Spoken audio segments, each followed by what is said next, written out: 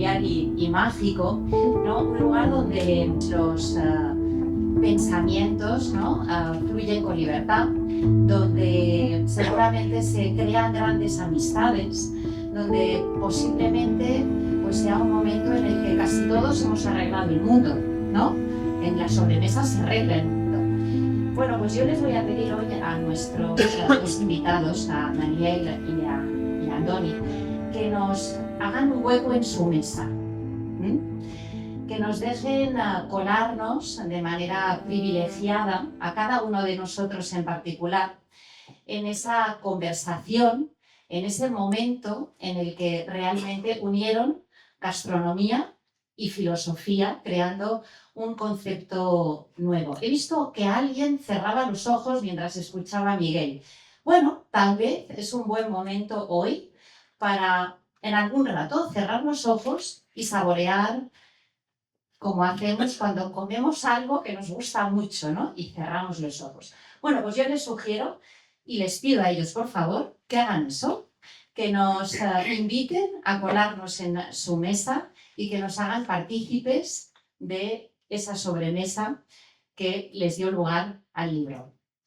Yo voy a participar muy poco, sencillamente les voy a ir avivando el fuego de vez en cuando o callándoles en algún otro, porque los dos son de hablar, y voy a ir introduciendo pequeñas ideas, unas ideas que además son suyas, no son mías, y por lo tanto les dará pie a poder hablar. Empezamos con la primera.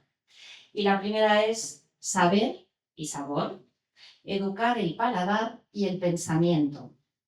En un mundo de comida rápida y opiniones, ¿cómo son las opiniones de hoy en día? Instantáneas. Ahí lo dejo. Bueno, déjame que rompa el hielo. Adelante. Lo bueno de las sobremesas, y esto es algo que yo he aprendido en la práctica, no he tenido que ser muy sesudo para racionalizarlo, tiene que ver con el hecho de que tú puedes estar con grandísimas personas que son notables o sobresalientes en lo suyo y que cuando están en una tarima o cuando están en un sitio público tienen que ajustar toda la opinión y todos los códigos de lo que allí va a pasar a cosas que están en el marco de las certezas, muy probado. Todo probado y todo muy medido. Sucede que en la mesa la gente se suele relajar y ya no solamente dice lo que sabe, sino lo que opina. Y ahí empieza a generarse un caldo de cultivo muy interesante porque realmente es donde uno aprende, hablo en mi caso, ¿no? Es donde aprendo muchísimo, con gente que ya me está anticipando lo que seguramente dentro de X años puedan decir en una tarima, porque estará absolutamente ya corroborado. Entonces, para mí ha sido una oportunidad de aprendizaje extraordinario, nutrirme, que es la otra acepción del término, ¿no? Una es comer y la otra es nutrirte, realmente de conocimientos ajenos que yo he ido vampirizando todo lo que puedo. Y un poco así nació un poco la amistad que mantengo con Daniel, más allá de que hay otra cosa que ha ayudado a que se haya consolidado esa amistad. Y una es que la primera vez que le conocí, se adelantó un poco a la mesa, a una mesa en la que él iba a participar, y entonces yo, con toda muy poca vergüenza, salí y le dije: hola, Daniel, bueno, me presento, soy Andoni, ¿qué tal? Pues oye, que tenía muchas ganas de conocerte y, oye, pero ¿te puedo hacer una pregunta? Eh, sí, sí, hombre, lo que quieras. Oye, Daniel, ¿cuál es el trabajo de un filósofo? ¿Qué hace un filósofo? Eso no se pregunta. No, eso no se pregunta, ¿no? Y se quedó así como diciendo, ¿cómo puedo? O sea, haces una pregunta de niño, ¿no? Y pues un filósofo hace preguntas. Y dije, mira, yo también me hago muchas preguntas. Y ahí arrancamos una maravillosa amistad que se ha ido forjando sobremesa a sobremesa, pregunta a pregunta, y todo ello, pues bueno, también un poco acompañado de la buena suerte que es el hecho de que este hombre no sabe cocinar un huevo frito, con lo cual me ha puesto en una zona de ventaja frente a él.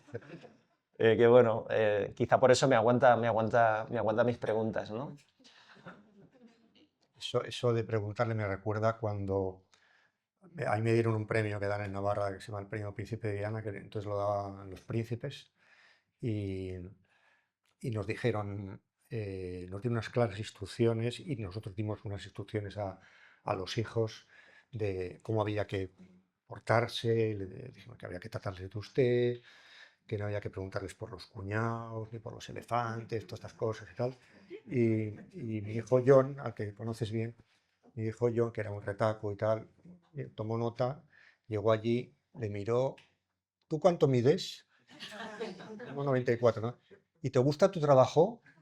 Y yo creo que él se quedó, el príncipe entonces se quedó, bueno, salió como pudo, pero claramente no se lo había preguntado a nadie, ni él mismo se lo había preguntado a sí mismo, ¿no? Lo cual es lógico en un rey, porque no has elegido ese trabajo. Es un mini filósofo tu hijo. Sí, Claro, es un mini tú. sí, Entonces, sí, entonces la pregunta, no, la era, pregunta impropia. sí, era, porque ahora ya no, ya es más alto que yo.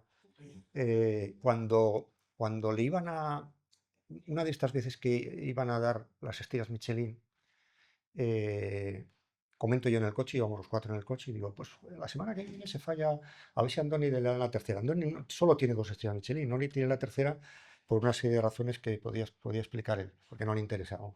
Y entonces estábamos muy cabreados en mi familia de que no le dieran la tercera estrella. Y en mi casa hacemos un postre que es unas manzanas de Regil con un yogur y tal. Y entonces dice mi hijo John, que entonces era muy pequeño, dice, oye, ¿por qué no le damos la receta de las manzanas de Regil? Y así y le digo, va, pues bien, va, déjame, y cogió el teléfono y le llamó. Tenía 6 o 7 años. Andoni, vamos a ver, mira, nos hemos enterado, soy Johnny Neretti, mira, nos hemos enterado que la semana que viene son los premios de esto Michelin, ¿sabes, no? Tal. Sí, sí, sí, sí. Mira, tenemos una receta para que te den el premio. Con esto te lo van a dar seguro. Mira, toma nota, toma nota. Manzanas de Regil. ¿Estás apuntando? Daniel, Está ahí la receta. Sí, Está la receta. pero me queda claro que cuando repitamos esta conversación hay que traer a John, ¿eh? Sí, hombre. Estará encantado de venir. Sí. Bueno, no se va Os habéis, os habéis olvidado del la primera idea que os he lanzado, porque hemos roto el fuego, pero me gustaría vuestras reflexiones sobre educar el paladar y el pensamiento. ¿Quieres que me lance yo? Ahora yo. Vale. Mira, los seres humanos hacemos unas ciertas cosas que tienen que ver con la mera supervivencia y las convertimos en algo lujoso, artístico, creativo, ¿no? Una de ellas es comer, otra es la sexualidad, por ejemplo, que los animales estas cosas las hacen de una manera, bueno, animal, ¿no? Como es lógico, y nosotros las hemos sofisticado hasta unos extremos, pues eso, de Mugarich, ¿no? Y yo creo que es muy importante entender esto, ¿no? Que los humanos somos capaces de convertir algo que tiene un destino simplemente nutrirse y por tanto sobrevivir en algo cultural maravilloso como puede ser el amor o como puede ser la comida, que son funciones muy para la reproducción o para la supervivencia individual, en algo maravilloso. Y yo lo que tengo que decir es que, lo he dicho también en algún periódico aquí que me han preguntado, que en mi relación con Anthony he ganado yo mucho más que él en muchos motivos, pero uno de ellos, en la asimetría fundamental, es que yo no he aprendido a cocinar, ¿eh? Porque cocina él y ya está, ¿no? Y él, en cambio, aprendió una cosa de la que yo estoy bueno, estoy orgulloso, que es, él no sabía que escribía muy bien. Y entonces a mí me utilizó para preguntarme, oye, ¿es verdad que que yo tengo futuro que yo puedo escribir sobre estas cosas o esto es una tontería? Y yo vi que escribía muy bien y bueno, por eso él ha salido ganando, en ese sentido él ha salido ganando. O sea, alguien que no pensaba que iba a ser un escritor, encima es un gran escritor, y alguien como yo, que no se había hecho muchas ilusiones en cocinar bien, sigue sin cocinar bien. Bueno, añadiría muchas gracias, ¿eh? Además, tengo que decir que es verdad, todo lo que has dicho es verdad. Porque mira, y luego me sumó la pregunta, pero tengo que decir que ese libro nace de como muchas cosas maravillosas de la vida, desde la pura ingenuidad. Porque hubo un momento donde le dije, ya llevábamos unas cuantas conversaciones y, Daniel, ¿por qué no hacemos un libro? Claro, yo no había escrito nunca un libro. Claro, ya una vez que vi la dimensión de lo que significaba escribir, que no es juntar palabras, sino articular ideas, construir ideas, dije, menudo jardín me he metido, porque ahora a ver cómo salimos de esta. De hecho, este libro, yo suelo decir que fueron 4 años para poderlo hacer, porque yo también tenía que hacer lo mío. Tú dices que alguno más. Tengo la impresión de que nos costó un poco más, Bueno, pero fueron años. sí. Tú que eres muy prolífico y escribes todos los años un libro Yo mínimo. tampoco tenía muchas ganas de acabarlo, porque como lo queríamos, es que lo escribíamos al hilo de ir a comer a Mugaritz, a mí se me iba a acabar el chollo de comer en Mugaritz y lo acabamos, con lo cual...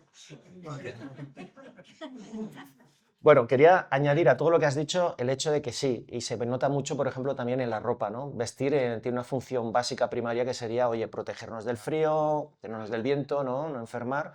Y hoy en día a eso que se le presupone, dices, hombre, ya se le presupone a un restaurante, no hay ningún cartel que pone en la puerta, en este restaurante no se mata a nadie. Hombre, se le presupone que no te van a matar. Y a la ropa se le presupone que te va a proteger.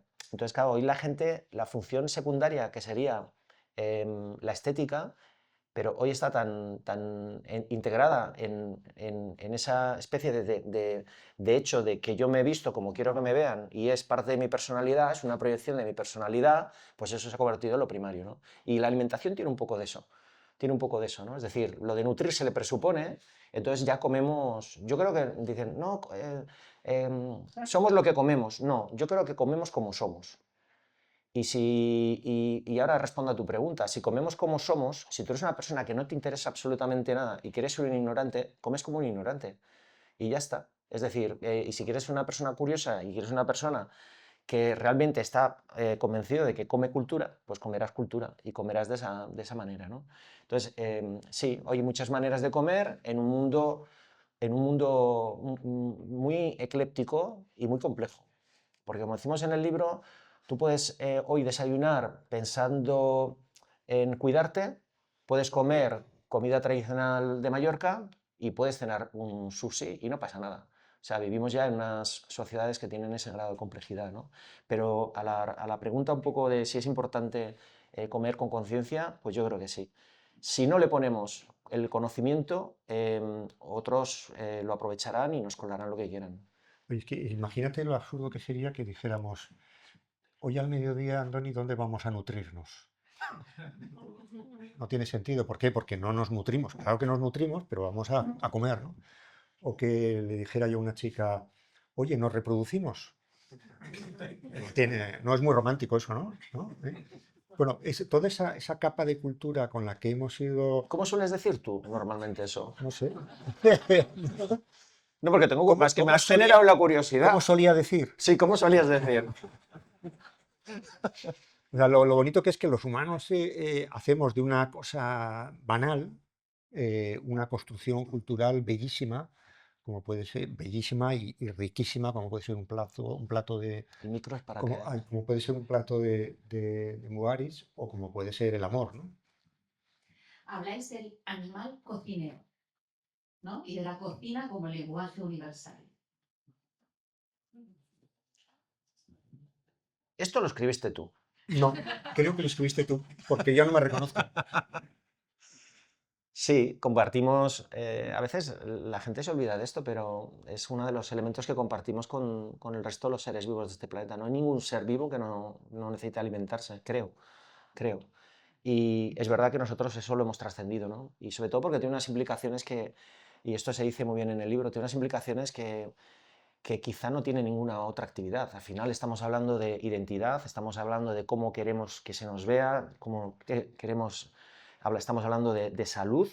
Ahora mismo podríamos hablar de microbiota. La microbiota es de todo lo que comemos, cómo incide en las bacterias del intestino. Esas bacterias del intestino ya sabemos que tienen una incidencia directa en dos de las enfermedades mentales más importantes de las sociedades del primer mundo, que es la depresión y la ansiedad. Es decir, todo eso está ahí y por supuesto nos comemos los paisajes, nos comemos el futuro, comemos de forma creativa o no, estamos comiendo el pasado. Cada vez que comemos nos estamos comiendo lo que nos dejaron los romanos, estamos comiendo muchísimas capas de elementos que están ahí, ¿no?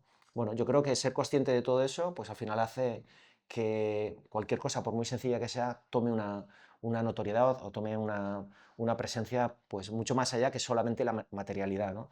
Yo me he enfadado mucho cuando la gente viene a Mugaritz y dicen, para meterse conmigo, ¿no? Dicen, la comida, la buena comida, no hay que explicarla, se explica sola.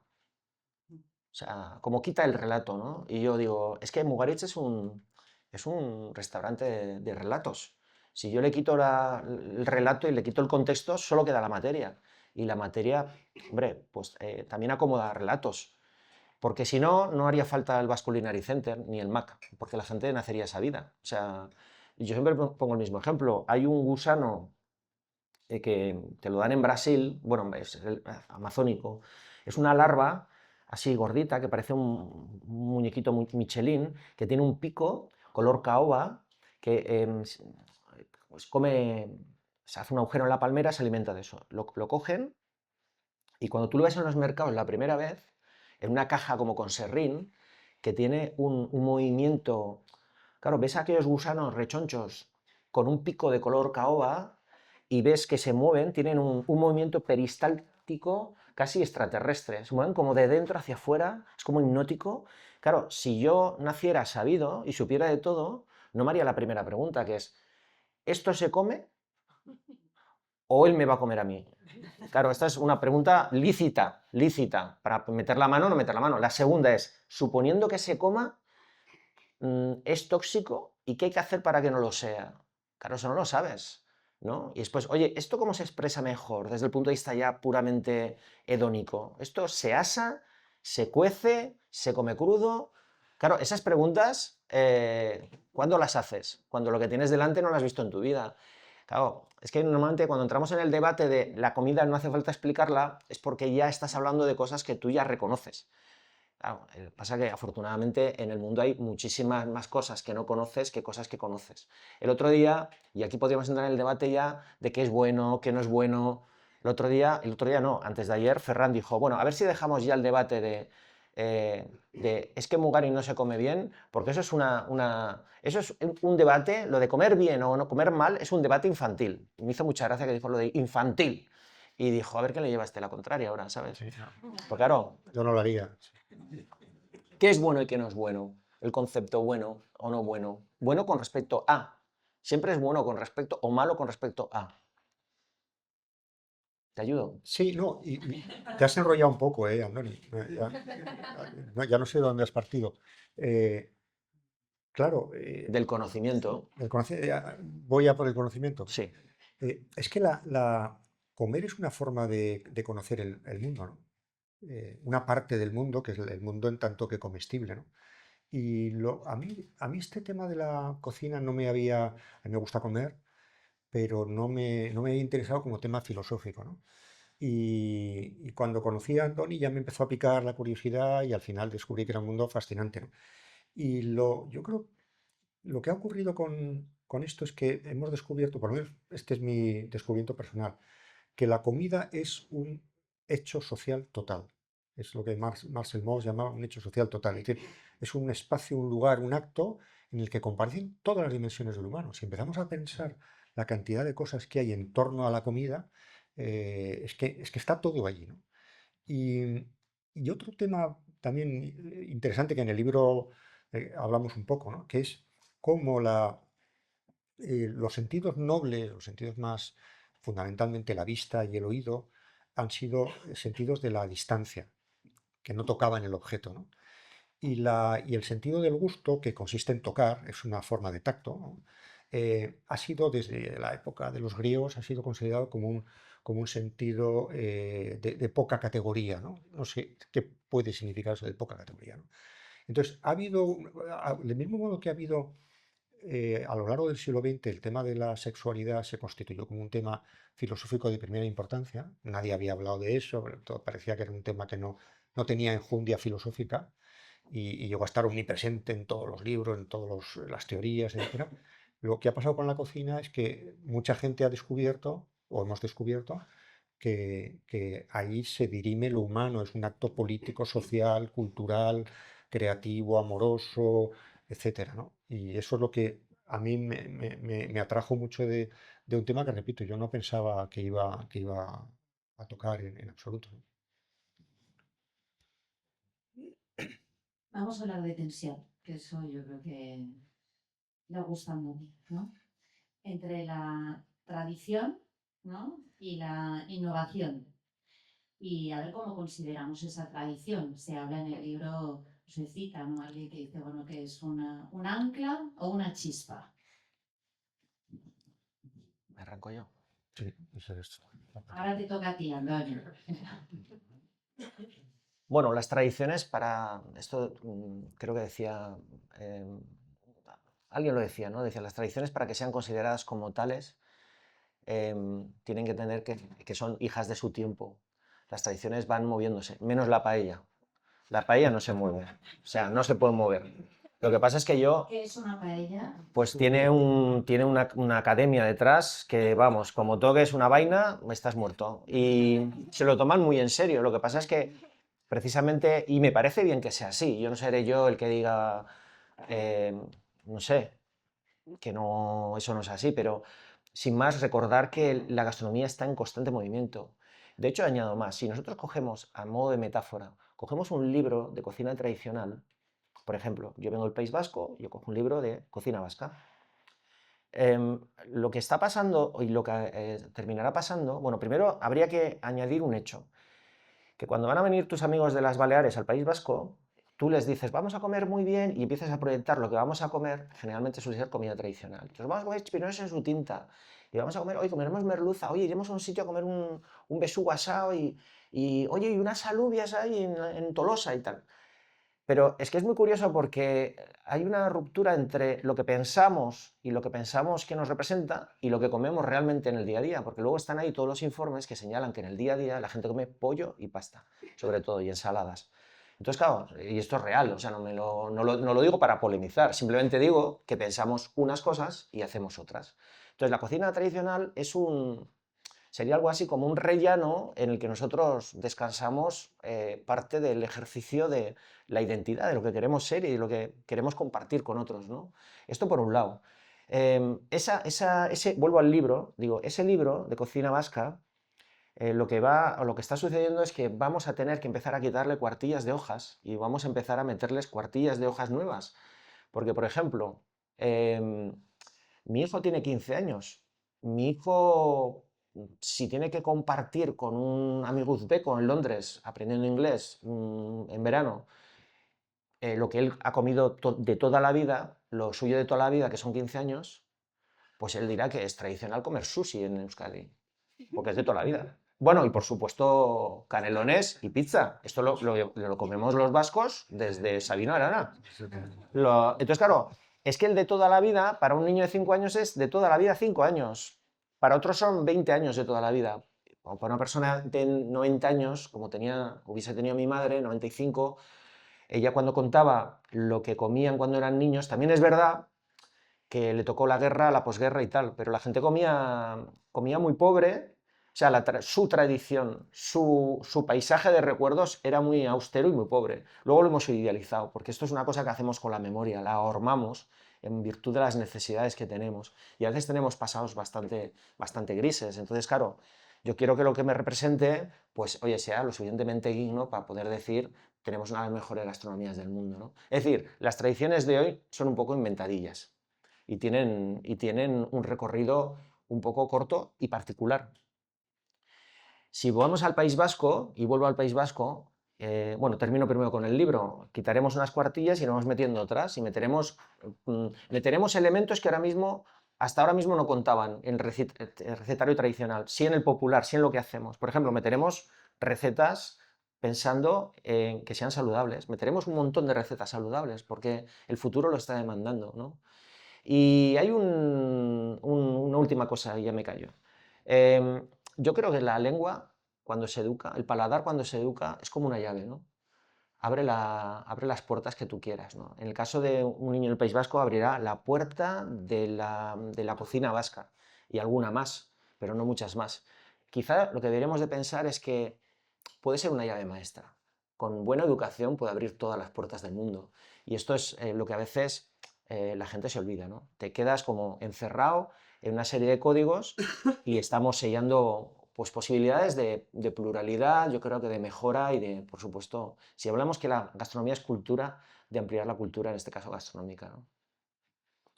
Yo me acordaba de una frase de Gustav Mahler que decía, la tradición no es venerar las cenizas, sino cultivar el fuego, que es magistral y gráficamente además tiene bastante que ver con el tema de la cocina, ¿no? No se trata de anquilosar una forma de comer, porque de hecho además hemos cambiado a lo largo del tiempo, cambiamos los gustos, cambian los escenarios, cambian los restaurantes, etcétera. Sino de mantener el fuego, o sea, mantener un fuego que nos permita fusionar, calentar, enfriar cosas. Y el fuego junta cosas diversas, ¿no? Eh, si vais a Mugaritz a comer, en Mugaritz hacen una cosa que es tremendamente generosa y osada, que es cuando tienen un éxito no lo vuelven a repetir, ¿no? Si tú vas allí, ¿cómo se llamaban aquellas especie de patatas que había? Sí, las patatas piedra, las piedras. Piedras patata y tal, había una cosa excelente y tal que yo creo que algunos íbamos casi solo por eso y el tercer año ya no había de eso, ¿no? Y la explicación era que es que habían tenido tanto éxito que habían dejado de hacerlas. Claro, eso es un extremo de una persona muy creativa como Andoni, ¿no? Pero los humanos no tenemos o sea, yo creo que cada uno de nosotros, de hecho, alguna vez Andoni me ha revelado que cuando llega a casa lo primero que hace y no sabe qué hacer para cocinar, lo primero que hace es pochar cebolla, ¿no? Que es lo que hacemos todos, ¿no? Pochas cebolla y piensas, a ver, y abres la nevera, tal. O sea, bien, es decir, que los humanos somos una mezcla de costumbres, de repeticiones, que gracias a las cuales nos podemos permitir momentos de originalidad o de creatividad, pero no estamos todo el día, o sea, no podríamos ir todos los días a Mugaritz a comer. Es más, ni siquiera en Mugaritz comen la comida de Mugaritz. Comen macarrones. Sí, quizá, fijaros en esta casa, no sé si la conocéis la casa, ¿no? ¿La habéis visto? ¿No? Es un lugar maravilloso, te abstraes, paseas, miras. Yo pensaba, esta casa en 1911 seguramente era vanguardia. O sea, vuelcas todo el conocimiento y toda la sensibilidad de un estilo que en ese momento sería vanguardia. Se ha quedado parado en el tiempo y estás viendo la vanguardia casi ya convertida en algo clásico, ¿no? De 1911, de hace más de 100 años, ¿no? Si hubiese que replicar una casa con el espíritu original de este proyecto, quizá lo que habría es que, para ser fieles a la idea, habría que hacer la casa más moderna posible. Y esto es lo que la gente se olvida. Al final, ¿cómo pivotas las ideas? ¿Dónde las habitas? ¿Y qué es importante? ¿Lo que le da forma o la génesis, ¿no? La génesis que arranca ese proceso, ¿no? Yo creo que cuando vemos un caserío típico en el País Vasco y decimos, pensamos, ¿no? Muchos, los caseríos guipuzcoanos son más pobres que los vizcaínos. Normal. Sí, no es muy normal. Y ves un prado verde, una casa austera, ¿no? Un caserío del siglo XVIII, ¿no? Blanco, y dices, wow, qué armonía, ¿no? No, la armonía la hace tu mirada acostumbrada, porque no hay nada más llamativo que una casa blanca medio un prado verde. Pero claro, que hoy en día la gente se compra un terreno y se hace una casa en ese estilo, pues es llamativo, porque insisto, muchos caseríos eran vanguardia, o sea, y en algunos casos brutalismo. Entonces, claro, dices, hombre, estás fallando la idea original de todo esto, ¿no? Y es cuando tú empiezas a hacer una interpretación, yo creo que errónea, de lo que debería ser la tradición, ¿no? Y esto se ha dicho muchas veces, pero la tradición, muchas cosas que nosotros consumimos que son tradicionales, han sido reflejo de la necesidad, de la creatividad puesta al servicio de tener que comer, ¿no? Y hemos hecho creatividad de la pobreza y creatividad de lo precario, y después, por repetición, lo hemos llevado hasta un plano impresionante. Y todo evoluciona porque a mí mi madre me contaba, esa mujer de 90 y pico años que tendría que tener hoy, que nosotros nunca, jamás en la vida, en el nicho social de donde veníamos nosotros, se había cocinado con otra cosa que no fuera manteca de cerdo. O sea, nosotros no conocíamos el aceite de oliva. Y de hecho yo puedo asegurar que yo cuando empecé a trabajar hace más de 30 años en los restaurantes no había aceite de oliva. En restaurantes importantes, ¿eh? Eran aceites de semillas, aceites de... O sea, es decir, mi hijo chapotea en aceite de oliva virgen extra. O sea, le parece lo más normal del mundo. Y le digo, pero tú no sabes que... Bueno, ni se lo cuento, ¿no? Pero esa especie de naturalidad de, oye, el aceite siempre de oliva virgen extra, de calidad vamos, es natural. No, es natural, no. Si nos ponemos finos, deberíamos de estar cocinando con manteca de cerdo, ¿no? Como mis abuelos. ¿Seguimos? Sí. Hay una idea que a mí particularmente me ha interesado mucho, ¿no? Que es ese tema que desarrolláis sobre la mesa como un espacio político y social, ¿no? Y las erosiones a las que estamos sometidos ahora, ¿no? Que vamos perdiendo esa capacidad de sentarnos a la mesa y comer juntos, ¿no? Incluso se llega a decir que es una amenaza para la democracia. Yo soy de una sociedad gastronómica como Nekane Oroz, eh, que es una redundancia. Sociedad y gastronómica es una redundancia porque toda la sociedad es gastronómica y toda la gastronomía es social, ¿no? Es como, como otras muchas, ¿no? Redundancias con las que Macedonia de Frutas, por ejemplo. Macedonia de Frutas no. Gran Bilbao, tampoco. Gran Bilbao es una redundancia, ¿no? Bueno, ¿por qué? Porque realmente antes hablaba yo de que los humanos hemos hecho con una cosa que tiene que ver con la mera supervivencia, hemos hecho un acto cultural, social, político, estético, etcétera, ¿no? Y realmente en el modo, decía Andoni, ¿no? Somos el modo como comemos, ¿no? En el modo como comemos hacemos y rehacemos la sociedad, ¿no? Y hacemos política también, ¿no?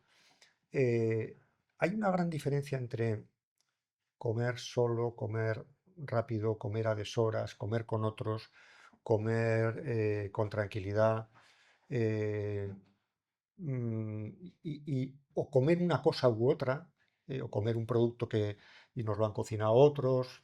Hay un capítulo en el libro que hablamos de autodeterminación gastronómica, ¿no? La idea de que cocinar uno mismo, en la medida en que uno pueda, claro, tal, es un acto de autodeterminación y por tanto de libertad y de posesión del mundo, ¿no?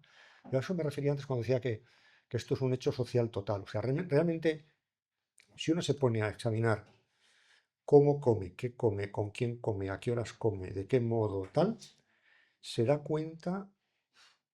Sí, yo creo que Andoni y yo podemos ir a cualquiera de vuestras casas o seguiros a cualquiera de vosotros, ver cómo lo hacéis y dictaminar qué ideología tenéis, qué relación con el mundo tenéis, qué calidad moral Esta tenéis o gente no. no vota, hazme caso, No, son de los que sé. bueno, pues a lo mejor descubrimos eso Sí, precisamente, sí. ¿no?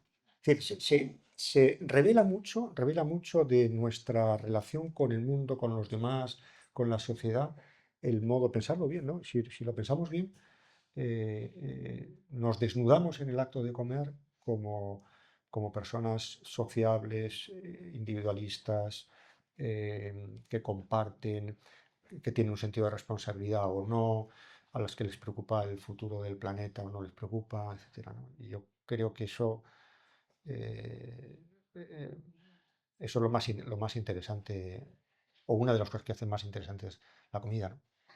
Mira, la semana pasada Ignacio Morgado, que es uno de los neurocientíficos bueno, más relevantes que hay en España, me metió en un jardín y me tocó ir a un congreso que organizaban en Santander sobre salud mental. Y el único cocinero era yo y cerraba el congreso con una ponencia sobre alimentación y salud mental. Claro, me metieron en un jardín importante y entonces lo que yo hice fue intentar realmente, pues bueno, parecer, salir lo más airoso posible. Entonces ¿Tú representas la salud mental o lo contrario? lo contrario, yo Vale, era un ejemplo vale. de lo contrario. Entonces lo que hice fue preguntar a un montón de personas que saben mucho más que yo, lógicamente, sobre estos temas, qué me podían aportar, ¿no? Y entonces pregunté a mucha gente. Y una de las personas a las que le pregunté es José María Ordebas, que es uno de los padres de la nutrigenómica, que él trabaja en la Universidad de Tufts, entre otros centros. Está en Boston. Y él me mandó, le dije, oye, José María, mira, estoy trabajando sobre esta ponencia, bueno, he cogido todo lo que hay ya publicado a nivel científico que tiene que ver con el microbioma, con las enfermedades, ahora mismo todas las enfermedades tal cual, no sé qué. Bien, pasó como una semana y a la semana me manda un artículo fantástico, me lo manda en inglés, que sabe que yo lo domino perfectamente, y traducido, para que me enterara de algo. Entonces, básicamente lo que el artículo venía a decir es, y esto es muy interesante, y veréis por qué es muy interesante a colación de lo que dice Daniel. El mundo, Europa, generalmente, más o menos, en términos generales, pero sobre todo el mundo latino, Latinoamérica y Asia, comparten la comida, comparten el espacio donde se come. Tiene una manera de, hay una convivencia en la hora de comer. Hay dos culturas que son tremendamente volcadas en la efectividad. Una es el mundo anglosajón, sobre todo, bueno, Reino Unido, vamos a decir así, y otro Estados Unidos. El artículo hacía referencia a Estados Unidos. Tienen un problema ahora mismo inconmensurable, o sea, de un tamaño gigantesco, porque 4 de cada 10 personas, más o menos, en Estados Unidos, hace todas las comidas solo o sola. Y esto se han dado cuenta que tiene una relevancia importante y genera un deterioro importante también en la salud mental de las personas. De hecho, se ha convertido en una suerte de problema al que meterle mano. Y lo que venían a decir es que la comida es el pegamento social, es un pegamento social. Y cuando eso se diluye, la gente cambia la manera de comer, cambia los hábitos, cambian muchísimas cosas. Se están planteando incluso crear comedores donde la gente, para que no coma sola, puedan comer y puedan socializar, porque en el fondo, en el hecho de comer, no está el ver gente que come contigo, sino el hecho de socializar. Entonces, claro, fíjate tú, porque en sociedades, insisto, donde prima la eficiencia, se han olvidado de esto que está generando ya problemas y problemas de salud pública.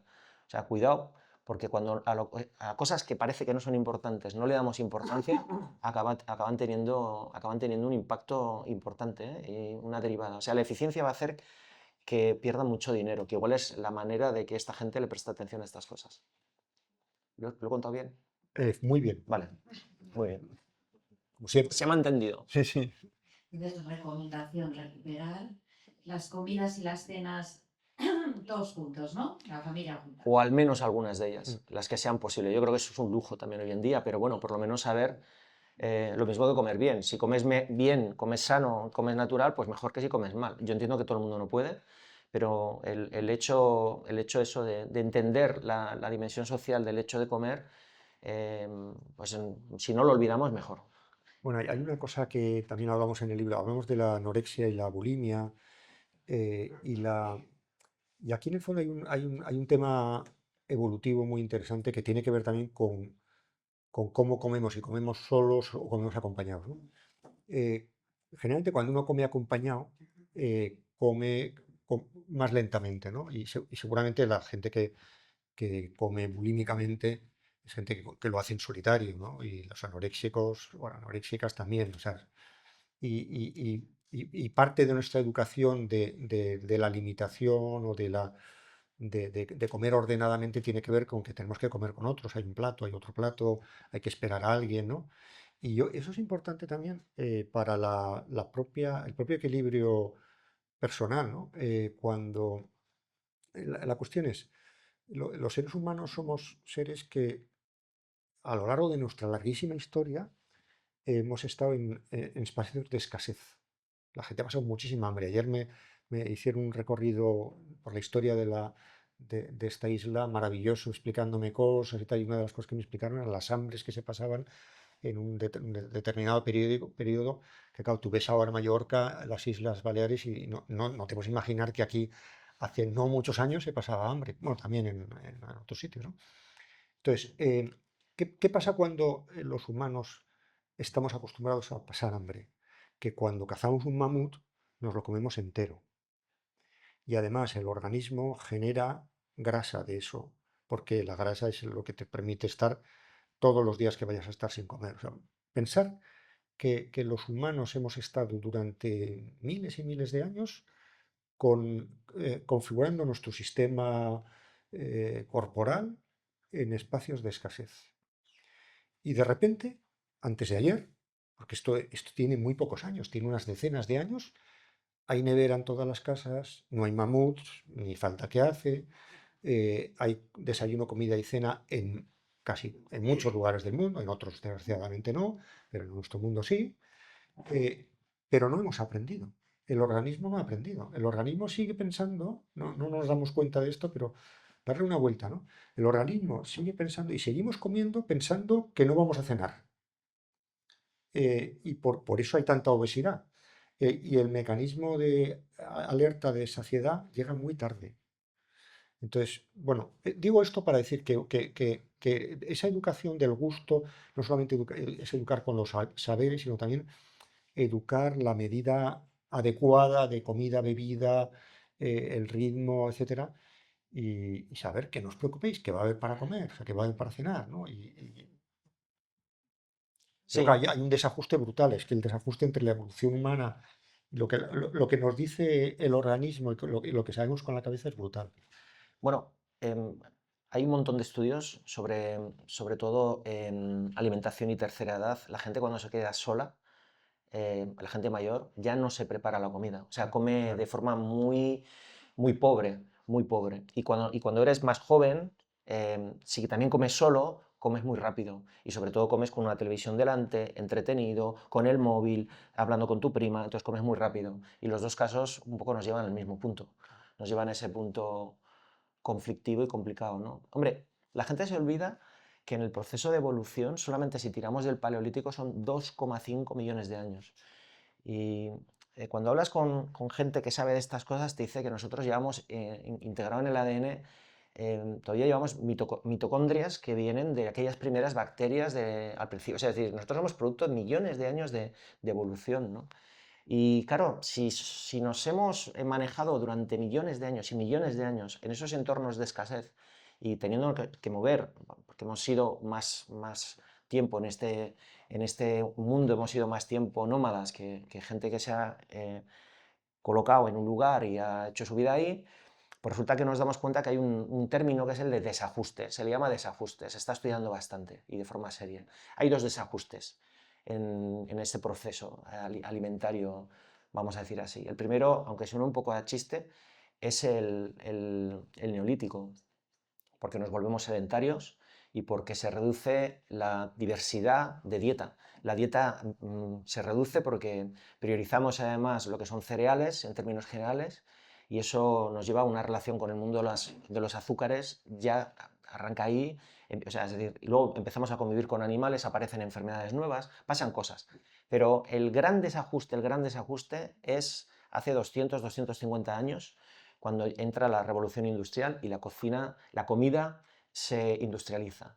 O sea, tenemos un cuerpo paleolítico con una comida que se maneja en otros códigos y esto está generando una especie como de colapso y se nota en muchas cosas. O sea, por ejemplo, en toda la cantidad de disbiosis que hay, la microbiota como la tiene la gente, que la tiene fatal, y como la microbiota está mal y está vinculada con la depresión y la ansiedad, pues la gente está muy ansiosa y muy nerviosa. Cuando ya la gente va a romper una relación, dice, no eres tú, es mi microbiota, ¿sabes? ¿Sí? Sí, claro. Antes decía, no eres tú, soy yo, ¿sabes? No eres tú, es mi microbiota. Está bien. Entonces, claro, vivimos en una realidad que es el gen ahorrador, que se llama, el gen ahorrador, diseñado para durante millones de años comer de aquella manera, pues de repente en una sociedad de abundancia, ¿no? Y esto está trayendo muchísimos problemas. Pues ya que estamos serios, vamos a hablar de ética, ¿no? Y bueno, pues la ética del comensal, ¿no? Responsabilidad y placer. Yo aquí he mezclado, he tomado notas y seguramente, bueno, os las lanzo. Hacemos política desde el carro de la compra, Ujú. ¿sí? Contradicciones. Una misma que acabas de apuntar. hay que consumir local, ¿no? Lo decimos continuamente, pero si lo local no trasciende, pues tampoco va a ser ni posible ni va a poder sobrevivir. La comida honesta, ¿qué es la comida honesta? Y al mismo tiempo, no hay que olvidar, somos 8.000 millones. Y me ha gustado una reflexión que aparece en el libro, y es que estamos aquí en esta conversación, pero es que todos los días se muere gente porque no puede comer. Ayer en esa conversación de sobremesa también sobre estas magníficas islas, salió mucho el tema de la sostenibilidad, ¿no? O sea, y aprendí que probablemente aquí sea un lugar donde se ven muy claramente algunas contradicciones de nuestro modo de vida, ¿no? El turismo, etcétera, desarrollismo. Eh, Esto lo podemos aplicar al mundo de la cocina y de la comida en general, ¿no? No sé, yo animaría que pensáramos el largo acto de comer que va desde eso, el carro de la compra, la propia conservación, cocina, desperdicios, comida con otros, compartir con otros, etcétera. Hay un montón de momentos y dimensiones en los cuales estamos diciendo el planeta no me interesa o que otros no tengan para comer tampoco o mi propio organismo que tengo que tratar con responsabilidad porque mi cuerpo es mío, sí, pero yo debo ser responsable de mi propio organismo, no debo ponerme enfermo más allá de lo estrictamente necesario, ¿no?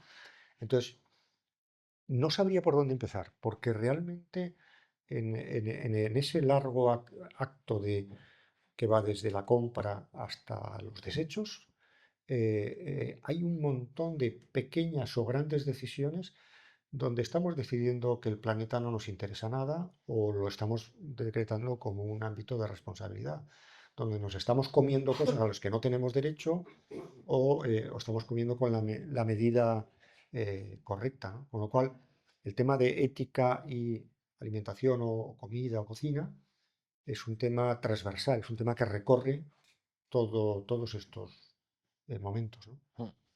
Yo, una de las, voy a confesar esto, una de las cosas que más satisfacción me da es ir mirando los carritos de la compra de otros. Es como mirar por la mirilla y verles desnudarse, ¿no? O sea, ver a la gente como desnudarse, ¿no? Porque no hay nada que desnude más que un carro de la compra, ¿no? Yo miro y digo, madre mía, ¿cómo se van a poner estos? Digo, mira, este está de bajón, es un divorciado, porque lleva ahí un montón de carne, más alcohol que comida. Mira estos, estos se están cuidando un montón, porque no llevan más que aquí, bífidus, yogures, kéfir y 4 lechugas. Entonces, es como, dice mucho un carro de la compra, o sea, te audita tu momento vital. Hay una cosa que también nos olvidamos y es que, ¿sabéis cuántos productos puede haber en un hipermercado o en un supermercado? Pues seguramente miles de referencias, miles, miles. O sea, podríamos comer miles de cosas. ¿Sabéis cuándo se inventó el carro de la compra? Se inventó en los años 30, no sé si es en el 34 o en el 33. Se inventa en Estados Unidos y como pasa todo en esta vida, la decisión de que se pueda o no vender alcohol, se pueda o no fumar, se pueda o no, tiene que ver con muchas veces impulsos o motivaciones económicas. Hay un montón de estudios que señalan cómo hay una relación directa entre el hecho de que tú puedas meter muchas cosas en un carro y que realmente, o sea, es decir, la invención del carro no fue la mejor invención del mundo. O sea, a efectos prácticos ha tenido unas derivadas complicadas porque además hay todo un diseño, una serie de estructuras que diseñan o están diseñadas para que tú compres más. Ellos quieren vender más. Que te mueras por el camino es cosa tuya, ¿sabes? Y si eso tiene unas derivadas económicas a nivel de salud y de gasto sanitario compartido por todos, bueno, eso es de terceros, como lo del planeta, ya lo arreglará alguien, a mí me da igual, ¿no? Hay muchísimos, y en estos momentos en que las sociedades estamos un poco desquiciados, muchísimos artículos también que señalan cómo compramos de forma impulsiva en virtud un poco del momento en el que estemos, psicológicamente mejor o peor, ¿no? Hay mucha gente que está comprando, o sea, la ansiedad, a ver, lo diré de otra manera que me lo dijo un médico el otro día, muy bien contado. No voy a ser capaz de contarlo también. Os podría decir, en las sociedades del primer mundo no nos falta de nada, nunca hemos comido tan bien. nada, o sea, no nos falta de nada. Y esto es muy contemporáneo porque mi madre pasó hambre.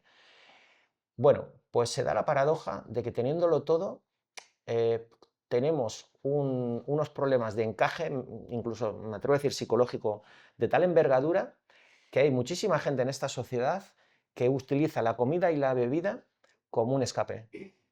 Y esto está trayendo también problemas derivados de todo eso, ¿no? Entonces, claro, fíjate en qué mundo estamos. Yo creo que no le vamos a meter mano al tema de la obesidad en serio hasta que alguien de repente no eche números y diga, oye, igual esta gente, más allá de que puedan vivir más, pero eso ya es problema suyo, nos está costando dinero y nos pongamos serios con esto. Pero si no, está desatado. Está Como desatado. un escape, ¿qué quieres decir? Que se comen más Hay una más que para parte, saciar, para sí, quitar la angustia, por ejemplo. exactamente, hay en una parte de la sociedad está pasando eso. Sí, Tiene un nombre concreto que no sí. soy capaz de darlo, pero tiene un nombre concreto. Modernidad alimentaria. Hay una desconexión evidente, ¿no? Muchas veces entre lo que comemos y la realidad. Habláis de los ojos de la comida, ¿no? ¿O cómo es? Sí, sí, Sí, los los ojos ojos de la comida, sí. ¿no? Y luego la globalización, Mm. efectivamente, lo que decías al principio. Mi hijo desayuna bollo de crema, pero cena sushi. Mm. Y Bueno, o los alimentos más típicos de aquí, el aquí sea cualquiera, son alimentos que vinieron de América, por ejemplo, ¿no? La patata, cuando te enteras de esto, de que la patata y el tomate, o sea, de que ha podido vivir gente sin patata y tomate en Europa, qué vida más triste, ¿no? O más penosa, ¿no? O sea, sobre todo sin tomates. Bueno, sin patata se morían, pero sí, el tomate es de las cosas mejores que hay, ¿no? O sea, o esa idea de, si tú preguntas en Francia, ¿cuál es el plato más típico de Francia? El couscous. Mm. Yo he vivido 8 años en Francia y era el plato nacional. Y bueno, es un plato del norte de África, ¿no? O sea, cómo no somos conscientes de la cantidad de cosas que debemos a otras culturas y que nos las hemos apropiado de tal manera. Por cierto, el tomate que llevó de América además era una planta decorativa al principio, ¿no? Porque era muy bonito, unos tomates pequeñitos, una cosa roja y tal, y luego a alguien se le ocurrió que se podía comer y sobre todo que se podía intervenir hasta el punto de hacer los tomates que hay hoy en día, ¿no?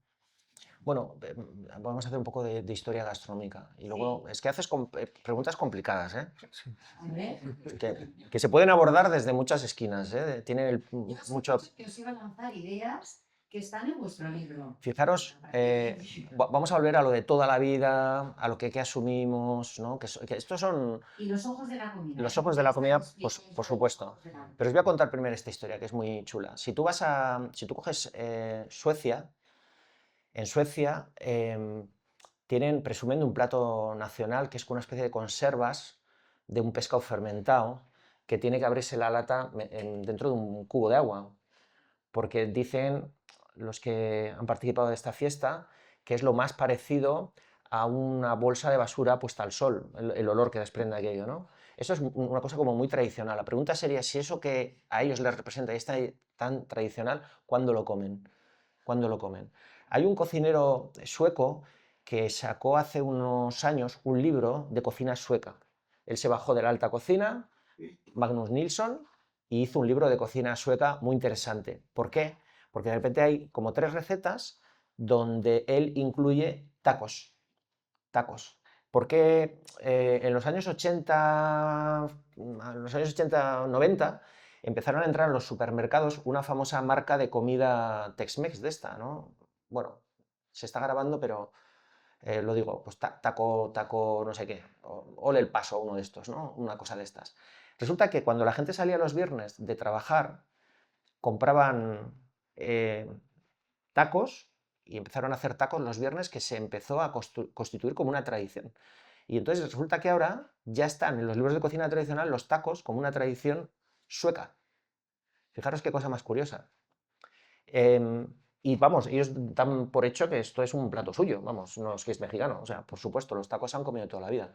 Pero fijaros que uno de los platos que vosotros seguramente con los que podemos identificar la cocina mexicana, que son los tacos al pastor, en realidad esto nace a partir del siglo XX porque todas las comunidades, sobre todo de personas que escapan del Líbano, especialmente comunidades cristianas, se escapan del Líbano, los acogen Porfirio Díaz, si no me equivoco, en aquella época hace un aperturismo, empieza a recoger gente de todo el mundo, llegan un montón a sitios muy concretos de México, libaneses, y empiezan a montar pues, lo que son los kebab. Lo que pasa es que cambiaron, estando allí, cambiaron el cordero por cerdo, cambiaron las especias por el achiote y nacen los tacos al pastor, que es una cosa relativamente moderna. Pero fijaros una cosa más curiosa. Imaginaos que estamos en Cádiz. En Cádiz, ¿eh? Y entonces hay un niño gaditano que sus padres le llevan los sábados al IKEA a pasearse por ahí, ¿no? A ver muebles, porque hoy en día hay un montón de negocios, incluida la moda, muchos negocios de moda, que no son negocios para vender prendas, están en el mundo del ocio, ya es parte del ocio. ¿Qué haces? Pues pasear, igual me compro un cuadro, ¿no? O una cama, ¿cambiamos la cama? Vale, pues venga, pero vamos al IKEA.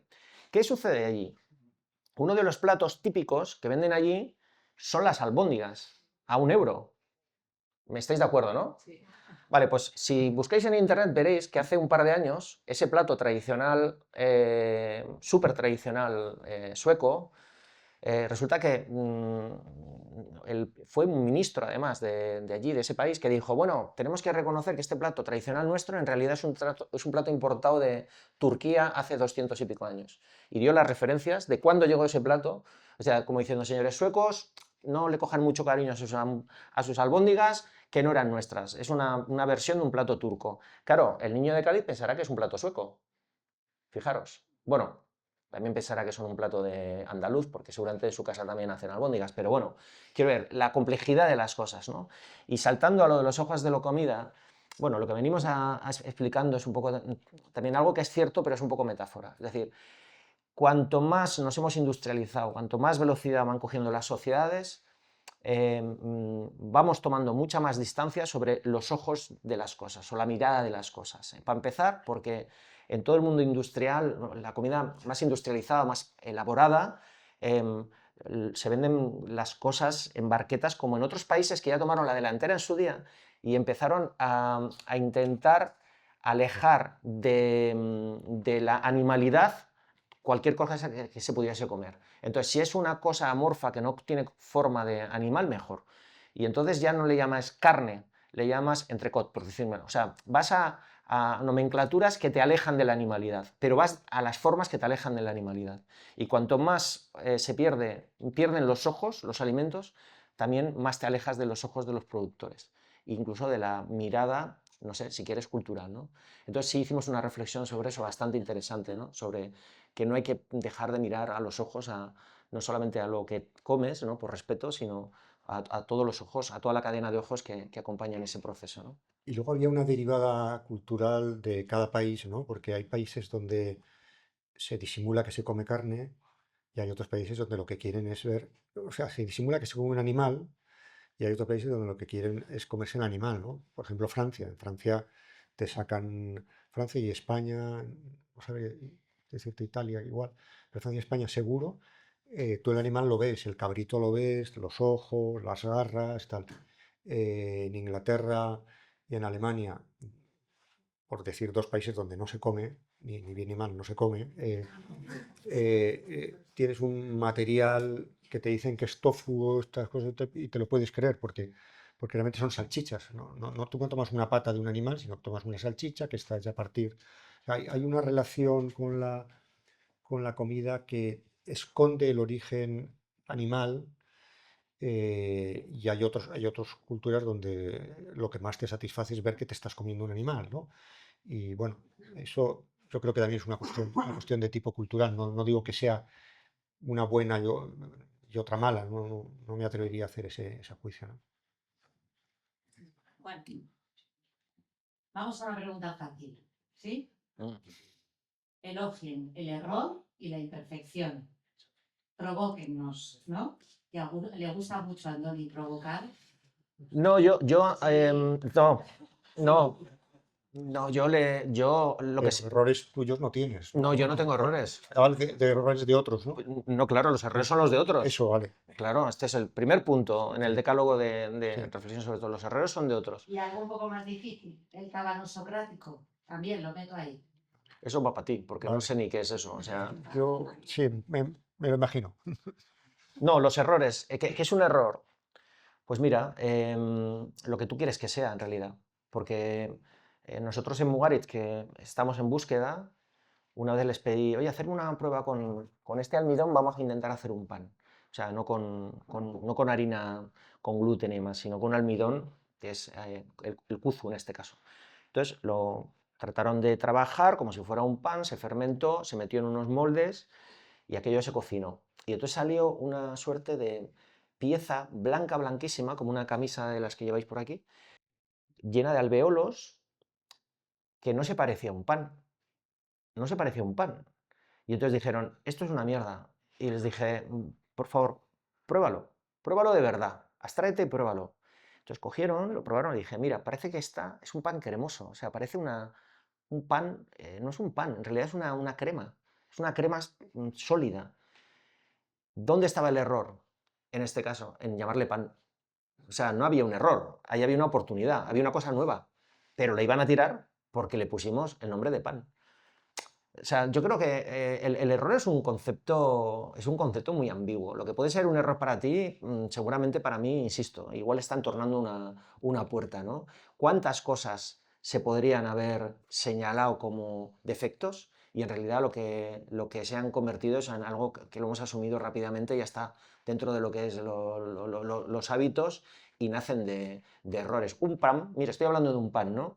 Pensar que nosotros cuando volvemos al neolítico, se comen cereales, se comen gachas sobre todo.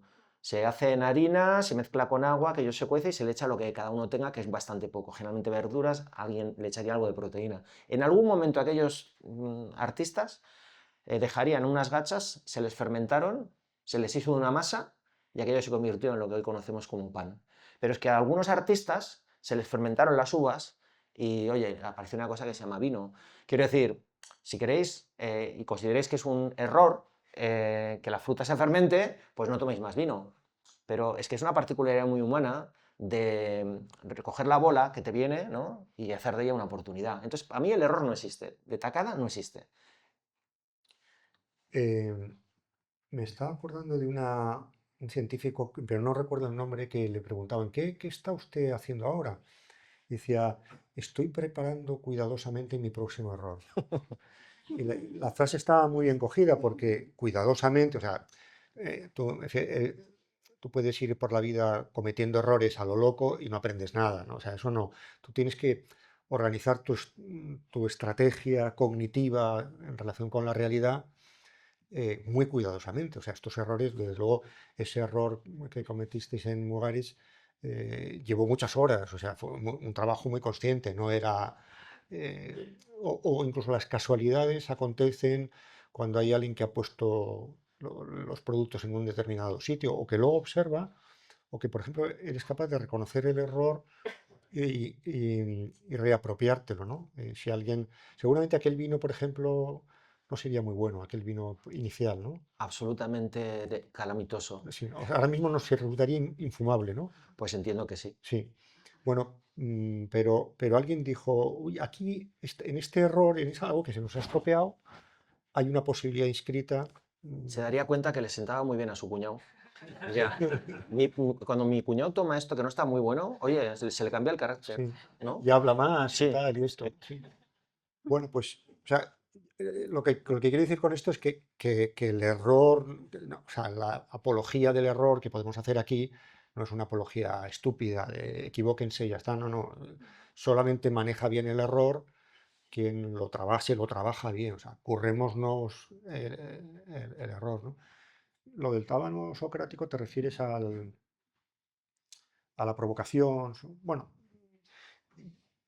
quizá una de las estrategias más interesantes para aprender es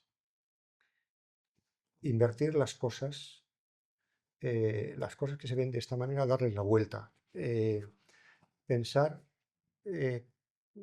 what if, ¿no? En inglés, ¿no? O sea, ¿qué pasaría si esto que nos parece a todos en principio bueno, a mí me gusta mucho hacerlo, yo lo hago mucho en filosofía, de vez en cuando esto me causa algún disgusto, ¿no? Que es, veo que todo el mundo sostiene una cosa que se pone como mainstream, se pone de moda, se pone tal, Y digo, bueno, ¿y si esto no fuera exactamente así, ¿no? No sé, el otro día, por ejemplo, se me ocurrió escribir un artículo en El País que me costó unos cuantos disgustos. Alguno de algún político que tú conoces de tu zona. No daremos pistas. Yo le titulé La fascinación de lo peor, que yo creo que estamos, el mundo este mundo nos está quedando fatal, o sea, esto es un horror como Gaza, Ucrania, Trump, tal, ¿no? Y entonces podemos, po- mm, igual no es el momento de que, yo me dedico fundamentalmente a la teoría política, a la teoría de la democracia, no a esto como se puede ver, eh, y, y me preguntaba yo, bueno, ¿y si todo esto fuera una estrategia de los malos para que nos creyéramos que tienen mucho poder? ¿No? O sea, se me ocurrió decir eso, ¿no? A lo mejor forma parte de su estrategia que nosotros creamos que ellos pueden todo. Por tanto, comencemos diciendo, no te creo que eres tan poderoso. Esto se lo decimos a un personaje como Trump o a un Putin o a un Netanyahu, etcétera, ¿no? Bueno, esta idea de Marx decía que los filósofos se dedicaban a poner las cosas, lo que estaba abajo arriba, lo que estaba arriba abajo, ¿no? A revolucionar nuestra aproximación a la realidad, ¿no? Yo creo que eso es un ejercicio que es interesante, que tiene que ver con la reflexión, ¿no? Bueno, voy a, voy a plantearme si esto se podría hacer al revés, si se podría pensar exactamente al revés. Y por supuesto, la mayor parte de las veces no funciona, ¿eh? Ya lo digo, ¿no? Bueno, voy a ir muy rápido, pero tiene que ver con esto que estábamos hablando. Fijaros sobre el error y el horror. Fijaros una cosa muy curiosa. Nosotros hemos hecho cultura de la basura, objetivamente, o sea, como titular, porque claro, se estropeó la leche, aparecieron los yogures, se estropeó la fruta, apareció el vino, se estropearon las manzanas, la sidra, y muchos de esos elementos, hoy en día, casi todos los fermentados, hoy están en la vanguardia de lo que deberíamos de comer. Bien, fijaros, ¿eh? ¿Cuántas más oportunidades tendríamos de forma aleatoria de que eso pasase? Ninguna, porque hoy todo caduca y lo tiras a la basura. No se te puede estropear nada. Con lo cual, lo estamos haciendo tan bien que seguramente lo estamos haciendo fatal. No lo sé. Pero claro, esto tiene que ver con el algoritmo y el desalgoritmo. Algoritmo que nos ayudan a acceder más rápido a aquello que el sistema ha identificado que es nuestra preferencia. Entonces, claro, las plataformas de música te dan música parecida a la que tú sabes que te gusta. Entonces te buscan restaurantes parecidos a los que tú sabes que te gustan. Todo es parecido a lo que te gusta, y la ropa y todo. Este es el mundo del algoritmo y de la IA. Atajar, atajar. Y está muy bien. Es bueno. Es muy bueno.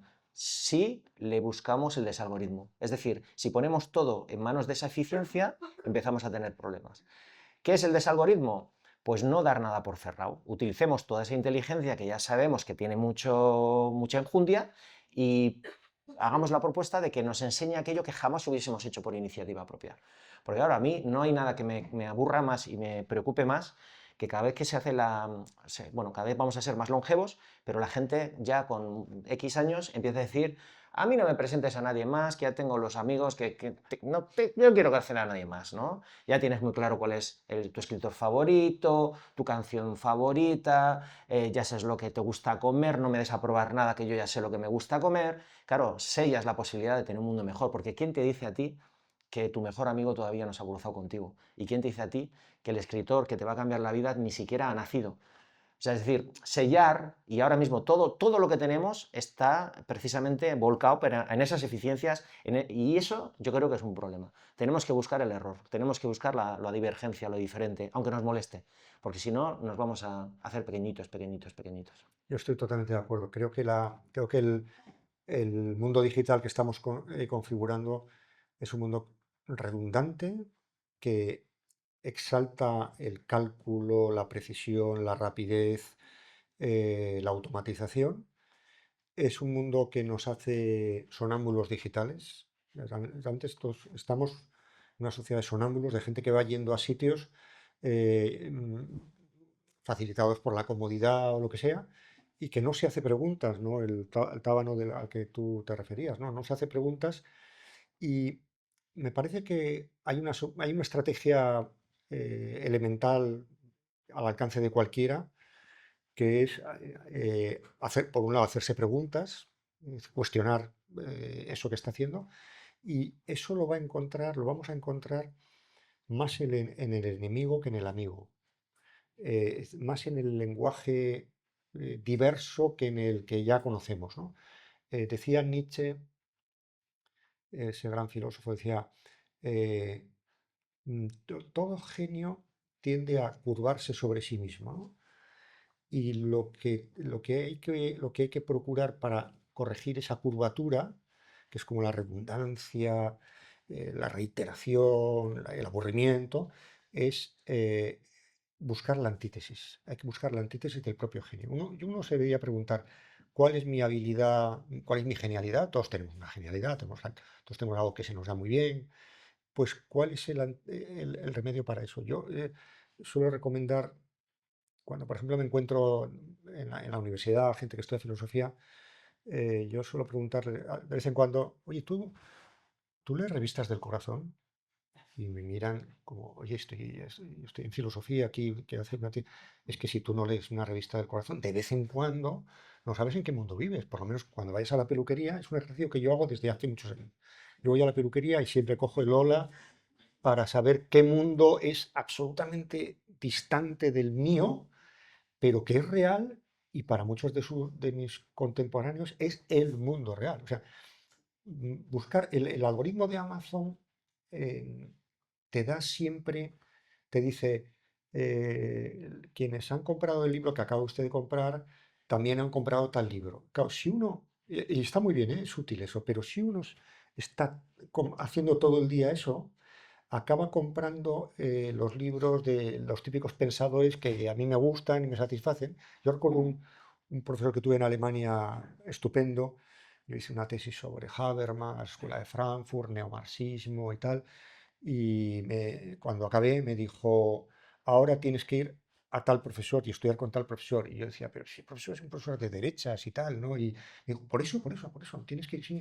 Eh, eh, eh, Platón expulsó a los poetas de la ciudad, porque le consideraba que eran gente perversa y que hacía muchísimo daño.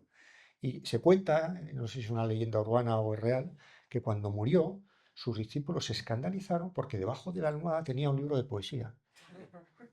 Bueno, es que Platón era un tío muy listo y sabía que él era al enemigo.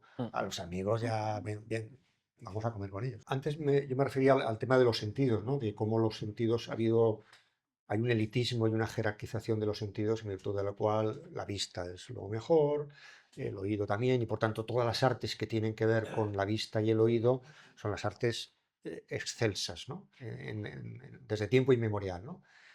Y dentro de las posibles artes que no lo eran, que tenían que ver con otros sentidos, por ejemplo el gusto, eso era una cosa que tenía que ver con la mera supervivencia, ¿no? Y creo que ese rechazo lo hemos pagado muy caro el género humano, ¿no?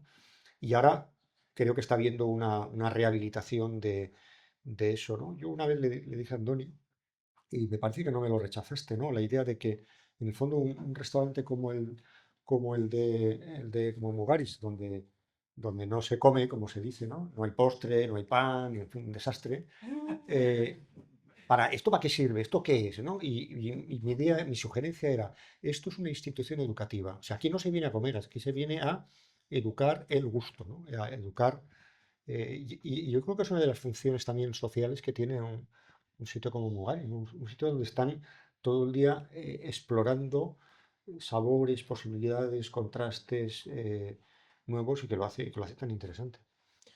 Sí, yo suelo tratar de explicar, os lo voy a contar y luego suelo explicar lo siguiente. Nosotros en la cocina occidental, y esto se ve reflejado en la manera que tenemos de pensar, se ve en los índices de los libros y se ve en las cartas de los restaurantes, hay una suerte de orden preestablecido que no se discute. Generalmente podría ser aperitivos, ensaladas, verduras, platos de verduras. Luego serían pastas, sopas, arroces, cremas. Luego serían pescados con todas las subcategorías que queramos. Carnes con todas las subcategorías. Quesos si fuera el caso. Y y postres con todas las subcategorías. Y de hecho, cuando nosotros nos comemos una ensalada y un pescado, generalmente suele ser en ese orden. Y si nos comemos un arroz y un flan, generalmente es en ese orden. ¿Qué sucede? Que cuando tú eres cocinero y tienes que preparar la carta de verano, piensas, bueno, me faltan 2 pescados. Y tú dices, bueno, vamos a hacer un túnido y vamos a hacer una lubina, por ejemplo. Bien, ¿qué pasa en un sitio creativo como Mugarit? Nosotros lo primero que hicimos fue, ¿y por qué esto tiene que ser así? Bueno, de hecho, voy a señalar que me parece muy bien que sea así, pero podría haber en modo Alicia en el País de las Maravillas, podría haber una realidad distinta. Porque si queremos que pasen cosas distintas, igual hay que hacerse preguntas distintas. Entonces nosotros no, cuando arrancamos la temporada, no estamos pensando en hacer un plato de pescado, uno de ensaladas, una sopa. No, nosotros estamos pensando en que necesitamos 3 metáforas, 2 poemas, necesitamos alguna técnica nueva, necesitamos una visión renovada sobre un producto habitual, o tiramos del hilo de un concepto tan, no sé, tan tonto como vamos a hacer un plato que recoja la decadencia o que recoja el origen o la comunión. Entonces, claro, al final se nos acaba configurando una estructura de menú que no tiene nada que ver con los códigos a los que tú estás acostumbrado, de tal forma que tú estás en alerta desde el segundo uno. Porque cuando tú vas a la comida de fin de curso de no sé qué, verás que tú sabes que lo siguiente que después de comerte el pescado, lo siguiente va a ser la carne, generalmente, además porque te ponen cubiertos. Pero como nosotros no ponemos cubiertos, pues que la gente no tiene ni referencias, los dejamos en mesas a la deriva. ¿Y qué supone dejarlos en una mesa a la deriva? Pues esto nos lo enseñó Antonio Damasio, el neurocientífico, que cuando vino a Mugares dijo, no os estáis enterando de nada, hace casi 20 años, dijo, no os estáis enterando de nada, lo más importante, sois muy creativos y sois fantásticos, pero ¿sabéis lo importante, lo relevante que está sucediendo aquí? Que vuestra creatividad en la cocina obliga a volverse creativos a los comensales. Me pareció una idea fantástica, que tiene mucho que ver con todo lo que está diciendo Daniel. Es decir, podemos estar en una sociedad adocenada o podemos estar en una actitud, no sé, de cambio constante, de conciencia crítica. Se puede tener conciencia crítica a través de la boca. Entonces, claro, un poco lo que nosotros un poco apelamos y en lo que invertimos nuestros esfuerzos es en eso, al menos en creer que nosotros estamos haciendo que el mundo sea un poquito más creativo a partir de lo que nosotros realizamos, ¿no? Y quería leeros esto porque yo creo que tiene mucho sentido con la pregunta que has hecho, que no me acuerdo cuál es, pero tiene mucho sentido lo que es esto. Que esto lo pusiste tú, pero yo creo que sí. Sí. Es una cita el libro arranca así con una cita de Gastón Bachelard sobre el psicoanálisis del fuego. Y dice, el ser humano, me voy a saltar la primera parte, digo, el ser humano ha encontrado su espíritu en la alegría y no en la pena. A mí esto ya me parece una revolución, ¿no? Apelar a esto. Dice, la conquista de lo superfluo proporciona una excitación más grande que la conquista de lo necesario. El ser humano, aquí pone el hombre, pero voy a decir ser humano, por ser coherentes, el ser humano es la creación del deseo, no de la necesidad. Bueno, yo creo que todo lo que estamos hablando un poco lo recoge esta cita, ¿no? Que en el fondo estamos hablando de eso, ¿no? De cosas aparentemente insustanciales, pero que sin ellas igual la vida no merece la pena. Seríamos otros, seguramente. Bueno, 2 últimas preguntas. Tenemos una del público, aquí que me escribe mensajes de lo que están disfrutando, y es que hagáis una pequeña referencia. Ya sabemos lo que está pasando en las casas, lo hemos hablado en algún momento, pero ¿y en los colegios?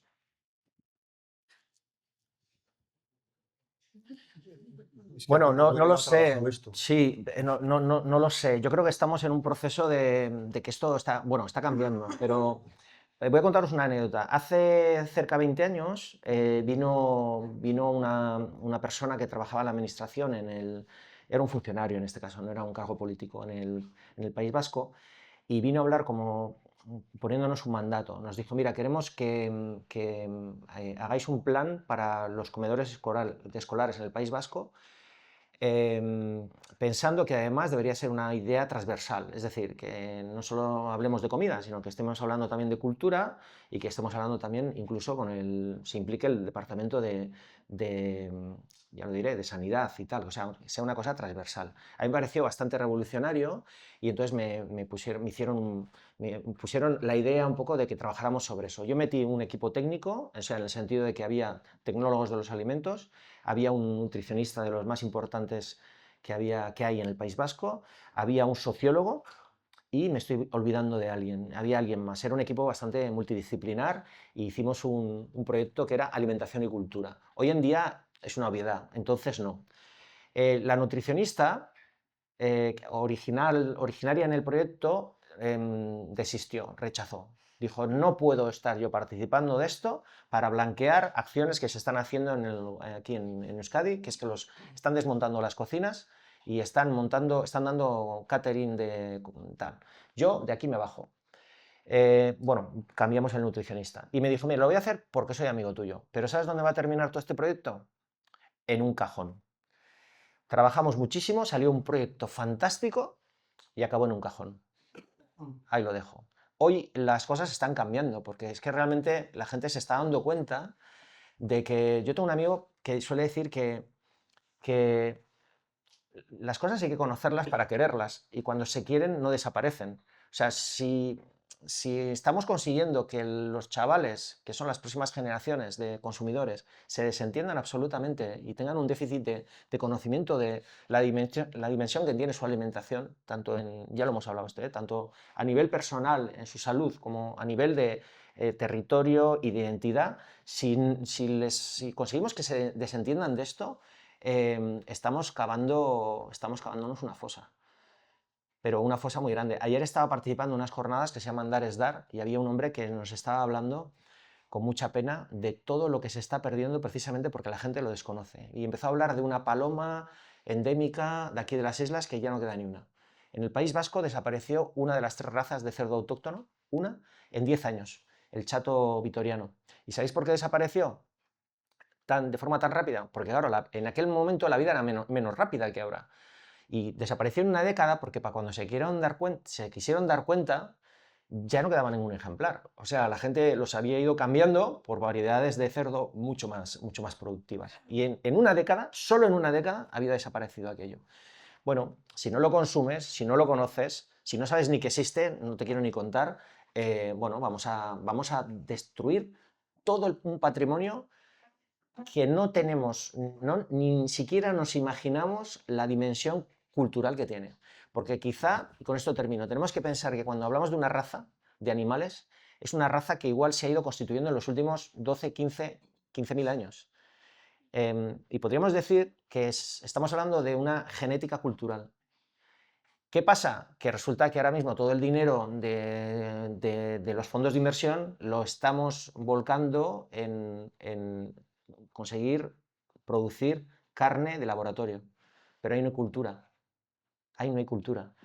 Y en muy poco tiempo nos podemos encontrar precisamente que, oye, porque está más de moda comer una salchicha de laboratorio, pues resulta que han desaparecido un montón de razas que además no sabemos si las vamos a necesitar o no, que va a ser que sí, porque claro, con el cambio climático están pasando cosas, ¿no? Yo creo que es muy importante que esto lo sepan los chavales y no nos desentendamos de todo esto, ¿no? Daniel, no sé si quieres intervenir y si no, voy con la última, que es muy fácil. Futuro. Eh, Eso es un término muy filosófico, ¿eh? sí. Mira, mi próximo libro se llama así, El futuro de la democracia.